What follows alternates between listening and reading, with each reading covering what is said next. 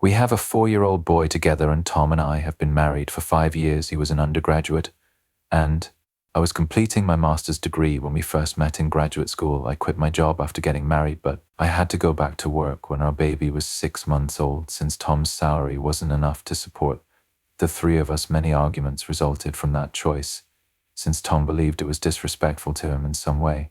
Demonstrated my lack of confidence in his skills. I tried to persuade him for weeks that this was not related to his ability, and that in my opinion 2 salaries would be preferable to 1 after he learned he could take some time off work to spend with our son. He finally warmed up to me after being angry with me for long. The drawback was that I ended up doing all of the housework in addition to my job. Tom says his job is more physically demanding than mine because he works as a personal trainer at a nearby gym. He believes that since I work from a desk, I should take care of the majority of the housework. Despite working longer hours, he said home chores shouldn't be too taxing for me because I don't perform much physical activity at work. We had agreed when I first started working that he would assist with at least some duties, but every time I returned home, the job was only partially completed. Often claimed to be too tired. As an excuse, we would argue about it all the time, until I finally gave up on trying to get him to do his share to prevent the frequent conflicts.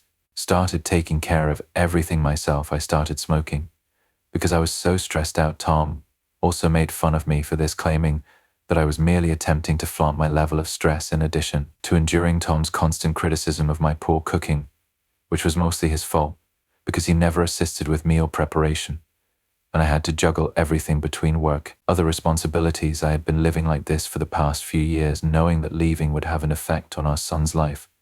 I stayed solely for his sake. I finally gave up.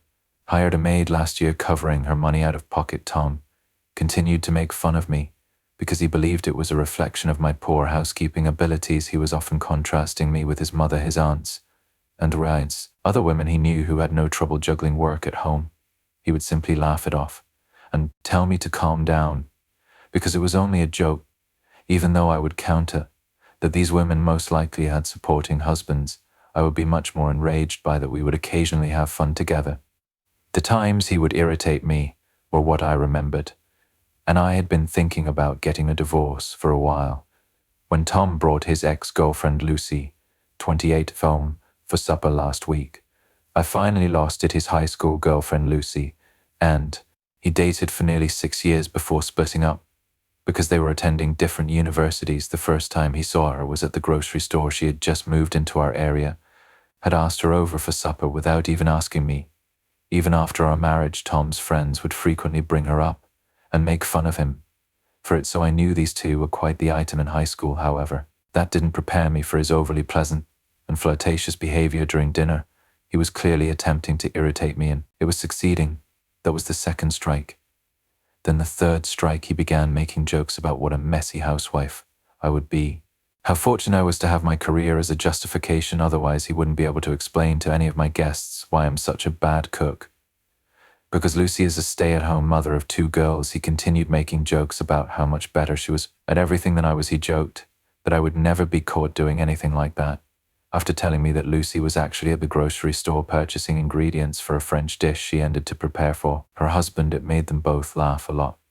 He also mentioned my smoking, claiming that I was only trying to flaunt my stress levels, much like Lucy, who was flawless at everything. I was fighting back tears by that point, but I chose to smile through it all because I didn't want Lucy to get the pleasure of seeing me cry. I decided to leave after serving them ice cream for dessert because it was an embarrassing experience. I waited until Tom went to bed that evening. This wasn't odd because I typically clean the dishes at night and don't go to bed until he's sleeping. I packed some clothes and other essentials for our son and myself, booked a cab, and went to my parents' place. As soon as he started snoring, by the time I arrived, it was almost midnight. I started crying as soon as my mother opened the door. I attempted to explain. My youngster, who was irritable and perplexed, started crying as a result. Since I wasn't sure whether Tom could take good care of him while I was away, I didn't want to leave him to find out. I had to bring him along without asking. My parents took us in, and when they put my son to bed, I was at last able to collect myself. Tell them everything. Tom called me in a hurry the following morning to find out where I was. The worry in his voice vanished, and he burst out laughing when I told him the truth and announced that I was going to file for divorce. He advised me to just come home and stop the turmoil. I became so enraged by that I began ranting at him, accusing him of being a misogynistic, lazy, selfish, and inept man. He finally appeared to get that I was serious when I told him that I would rather be single for the rest of my life. Then returned to him, he began arguing with me on the phone, accusing me of exaggerating and making a huge fuss out of nothing.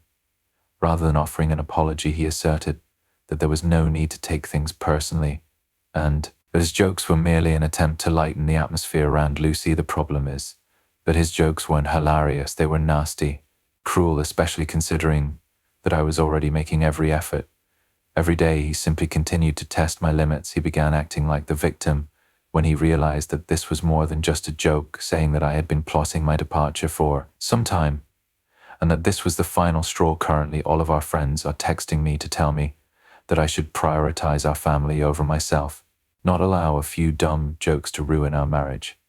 Everyone keeps saying that I shouldn't ruin a home over some jokes, even though I've attempted to explain that there are a lot of things they don't know. Some people seem to feel more at ease. When I posted an explanation of all I had previously discussed, Tom also noticed it and remarked that I should have notified him if these were my issues and he would have taken care of it.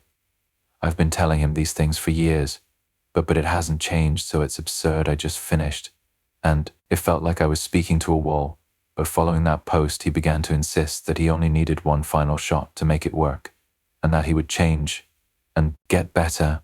He convinced some of our acquaintances to try to convince me to stay by telling me that he would undoubtedly improve and make a fantastic spouse. However, it irritates me that he continually bringing up our pals. He seems to be using a deceptive and immature strategy, peer pressure, to try to talk me out of pursuing a divorce.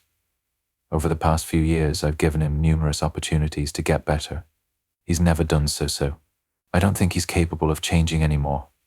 Even if I stayed right now, I'm confident that he would attempt to make a sincere effort. For a few months before reverting to his previous conduct. I'm tired of being a single mother, even though I have a spouse. I'm not getting any younger. He's hardly the ideal role model for our son. Aside from anything else, I most certainly do not want my son to grow up in a home where Tom's kind of behavior is accepted for the sake of my son. I stayed with him for a very long time, and now I'm leaving him for the same reason I filed for divorce 2 days ago. And he was served today. He's upset primarily because he never wanted a divorce in the first place, because I have asked to keep the house where we lived and filed for full custody of our son, or sell it. Divided the proceeds 60/40 with me, receiving the larger portion, since both of our parents gave us the house as a wedding present.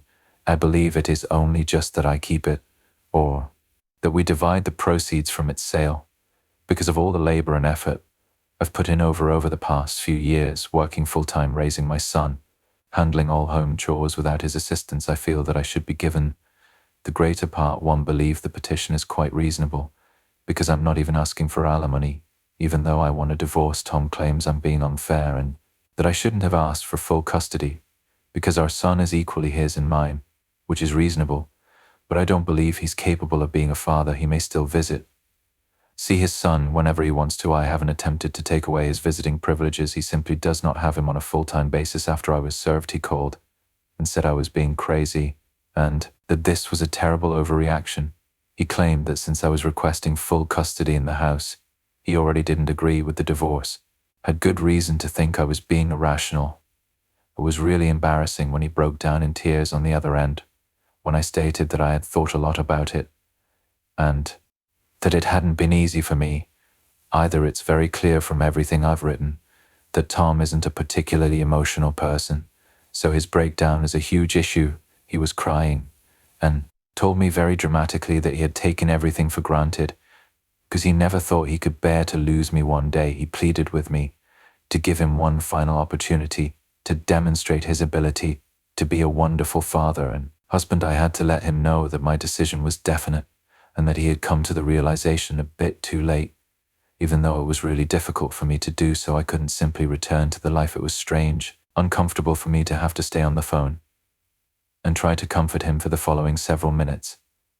As he began to cry even more, he eventually stopped sobbing, declared that if our son suffered as a result, he would never be able to forgive either himself Or me, we might renegotiate the terms of his custody in a few years when he's a little older. So I reassured him that this was only a temporary arrangement. I informed him that although this would be difficult for us both, we needed to strive to be strong for our son's sake and make the most of our circumstances. However, he quickly ended the call, and for the next few hours I didn't hear from anyone. But all of a sudden our pals have been contacting me once more, telling me that what I'm doing is fundamentally wrong, and that I should think twice before acting. They're arguing that rather than being so heartless and self-centered, I should give it some thought, since Tom is pleading for one more chance. It was only a handful at first, but now it's almost everyone we know, and I'm beginning to seriously think about changing my mind because I might be the bad guy here. I have no idea anymore.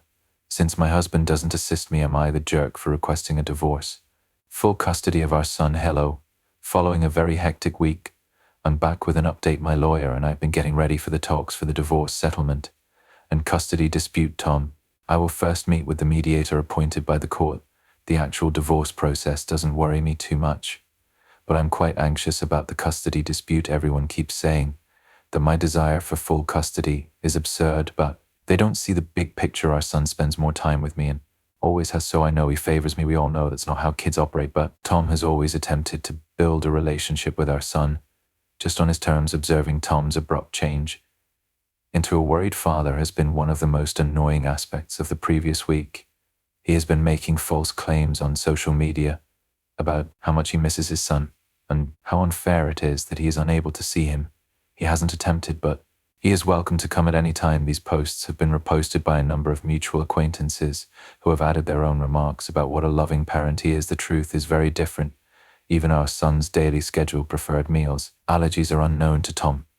He called us only recently to inquire if our youngster still enjoys dinosaur-shaped nuggets due to his current space-themed food obsession. Our son hasn't had those in more than a year. These minor details cast doubt on his capacity to serve as a main caregiver, given that I have been actively involved in our son's life, while Tom has only occasionally done so. My lawyer believes we have a solid case. Everything from the doctor's visits I've taken our son to the parent-teacher conferences Tom has missed, and the daily schedule I've kept up while working a full-time job are all being documented. The financial of things is a complete disaster. Some preliminary documents were sent over by Tom's lawyer, who is disputing my request for the house. They contend that it ought to be divided equally because it was a wedding present from both families. Conveniently, they fail to mention that I have been responsible for all of the upkeep, fixes, upgrades throughout the years. The incessant barrage of messages from people who hardly understand our predicament is what's truly getting to me.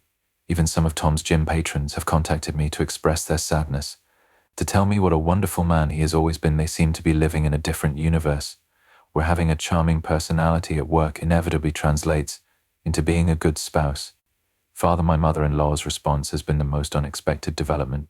She genuinely phoned me to let me know that she understood my decision. In contrast to the majority of our friends who have sided with Tom, she disclosed that during the early years of their marriage, she and Tom's father experienced similar problems, but she decided to stay, try to resolve them. I could tell how that worked out for her just by the resignation in her voice as she stated those words. All of this has been made possible by the tremendous support of my own parents. When I need to meet with lawyers or take care of paperwork, my mom has been watching our son while my dad helps me manage my financial documents. I've come to appreciate how alone, unsupported I felt in my marriage, thanks to their assistance. To be honest, there have been occasions when the tension has been too much to handle. For the first time since I moved out, I found myself reaching for a cigarette last night, but I restrained myself. I came to the realization that my smoking was not a necessity, but rather a result of my marital dissatisfaction. You get clarity in these moments, which is odd. Late at night, Tom has begun texting me lengthy texts that range from tearful pleas to E8 accusations. He mentioned in his most recent message that he has been learning how to properly do washing, cooking by viewing tutorials. If it weren't so depressing, it would almost be humorous. At the age of 28, he is only now choosing to develop these fundamental life skills. Screenshots of Tom's private social media posts, in which he offers his perspective, have been sent by several mutual acquaintances. He presents himself as a loving spouse who was taken by surprise by a wife who had never expressed her displeasure. People are accusing me of being cold-hearted, speculating that I may be experiencing a midlife crisis. In the comment section, The one made me laugh. It seems like I'm already experiencing a midlife crisis. At the age of 35, my lawyer told me not to react to any of these provocations, to record everything. She claims that when he engages in this type of deceptive behavior in public, it actually helps our cause. It's difficult to avoid feeling under attack from all sides, though observing how much more at ease our son has been since we relocated to my parents' place is the one thing that keeps me grounded. He appears to be happier overall and is eating, sleeping better. Naturally, he still inquires about his father, but he isn't as worried about it as he was when we all shared a home. Things were tense. Next week is the date of my first mediation session. Even though my lawyer has prepared for this, I'm still anxious. I'm aware that it will be a challenging process because Tom's attorney has already stated that they intend to vigorously oppose the full custody request. Every day that goes by makes me feel more certain about my choice. Even with all the pressure and second guessing from others, I've been reminded of what a supportive home is like by living with my parents for the first time in years. I'm getting enough sleep. I'm beginning to recall my former self before I got so caught up in trying to make an impossible scenario work. As we begin the legal proceedings, the upcoming weeks will be critical. After the mediation session, I'll provide another update. For now, I just wanted to express my gratitude to everyone who helped me with my first post. When I was most doubting myself, your remarks kept me going. Update 2. Tom paid us a visit at my parents' house today. Since my last update, which was a week and a half ago, I must admit that I was terrified of this encounter. This was most likely our final informal meeting before the actual legal process starts, as we have our mediation session in a few days. Given all of his recent passionate text messages, I anticipated this visit to be contentious, but today's events fundamentally altered my viewpoint on a number of issues. Tom was standing there when I answered the door, looking more put together than I had seen him in a long time. In addition to bringing a small gift bag for our son, he was dressed appropriately in a button-down shirt, rather than his typical gym clothing. His manner truly caught my attention. None of the defensiveness or animosity I had been bracing myself for was present even when we were married. He seldom ever engaged in small chat with my parents. He talked to my dad about some local sports, inquired about my mom's garden. Yes, it was embarrassing yet oddly polite. This unexpectedly normal conversation lasted for approximately 15 minutes before he asked to see our son. It took me a bit to answer, because the way he asked, not demanded, but asked, was already so different from how he usually behaves. When we entered the living room, our son was playing. His whole face brightened when he spotted Tom. Tom, Daddy, he yelled, dropping his toys, sprinting directly into Tom's embrace. I saw their contact from the doorway. When I brought up our son's new space passion in the custody documents, Tom brought a new puzzle, one with spaceships, demonstrating that he had genuinely listened. Tom led our kid to take the lead in assembling it, something he had never done before, and they sat on the floor together. Typically, he attempted to regulate the activities, became irate when our son did not precisely follow his directions. Hearing Tom inquire about our son's day, his daycare pals, and his favorite aspects of living at Grandpa's place truly got to me. He truly listened to our son's meandering responses about the treehouse in the backyard. The neighbor cat, I had never witnessed him interact with our son in this way in all the years we had been married. At one occasion, our son began to tell Tom about how I prepare rocket-shaped sandwiches for him. Previously, Tom would have made a snarky remark about my culinary abilities, but now he wanted our kid to show him how our son took his father's instruction on how to properly assemble a rocket sandwich extremely seriously. And they spent the next 20 minutes in the kitchen. Our son's question about when he may see his father again was the true turning point. I was struck by the hopeful expression on both of their cheeks. Tom didn't try to control the situation or make demands right away. He simply stared at me while he awaited my answer. When it was time for Tom to leave after they had finished playing, our son gave him a big embrace and invited him to return the next day. Tom gave me a curious look. Before I had given it much thought, I found myself nodding before Tom went. We had a little conversation at the door. He admitted that he had been a terrible father thus far without displaying his customary defensiveness. He acknowledged that he realized how much he had missed by not being more involved after witnessing our son's growth and transformation in only these few weeks. Even though he couldn't be a better husband, he assured me he was willing to learn everything he could to become a better father. He said he had been attending parenting classes 3 times a week, had hired a nanny to teach him how to properly care for children, not to gloat, but to show me that he was serious about this. He displayed the diplomas on his phone. He didn't make any lofty claims about changing or try to get me to return. He simply asked me to re-evaluate the complete custody agreement. Instead, he proposed that we arrange a timetable that would allow him to demonstrate his ability to be a responsible parent without interfering with our son's daily routine. I phoned my lawyer after he departed. The following paragraph is logically separated and punctuated. I informed her that I would be willing to talk about a joint custody agreement and that I no longer wanted to pursue full custody. She brought up all of the records we had collected demonstrating Tom's prior lack of involvement. I told her that even if he hadn't been a good husband, I needed to give him an opportunity to improve as a father. Our son's expression of unadulterated happiness today made me realize that even though it's the proper thing to terminate my marriage, I don't have the authority to break off my son's relationship with his father, especially now that Tom is finally demonstrating that he wants to be the father our son deserves. Update 3. Surprisingly, the divorce talks are proceeding considerably more amicably than I had anticipated. Tom and his attorney have been extremely helpful, which I believe is his way of expressing regret for his previous actions. Our son's custody arrangements are still being worked out verbally, informally, but we're thinking that he should spend half of the month at his dad's house and the other half at mine. Actually, we're doing just that at the moment. In a few days, my son will move in with his father. This arrangement first made me nervous, but Tom has really come through for me to his great relief. He has begged his mother for assistance. She has been more supportive than some of my closest friends. Even when our marriage ended, she still gives me a call every day to see how I'm doing, sends me photos of the bedroom she's helping Tom furnish for our boy. Additionally, the house matter has been settled more readily than I had thought. In recognition of the extra effort I had put in over the years, Tom agreed to sell it.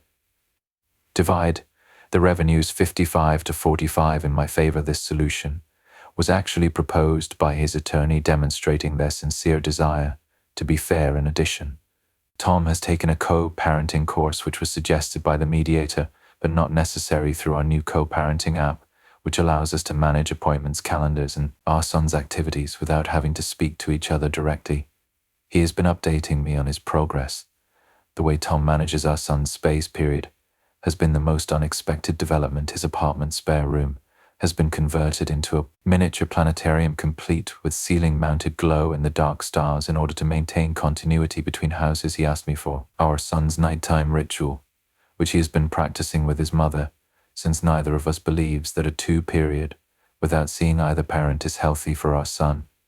I continue to see him every few days. While Tom is away, we've arranged for Wednesday supper with whoever doesn't have him that week, and alternating weekends.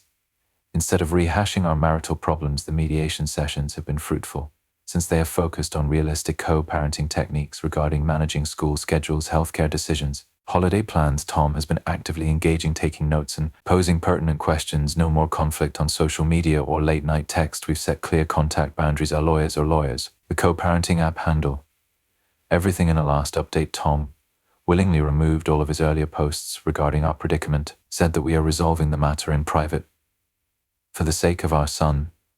Through all of this, his mother has been an unanticipated blessing. In addition to teaching Tom how to be a parent, she also acts as a mediator between us when tensions arise. She set up a meeting with both sets of grandparents last week so we could have a reasonable conversation about our disagreements over prequel alternatives. In the end, we came up with a solution that satisfied everyone. Our son appears to be adjusting to the new situation rather nicely, although we're attempting to keep things somewhat consistent by bringing his favorite stuffed animals with him. When he moves between homes, he is thrilled to have 2 rooms and 2 sets of toys without showing any signs of concern.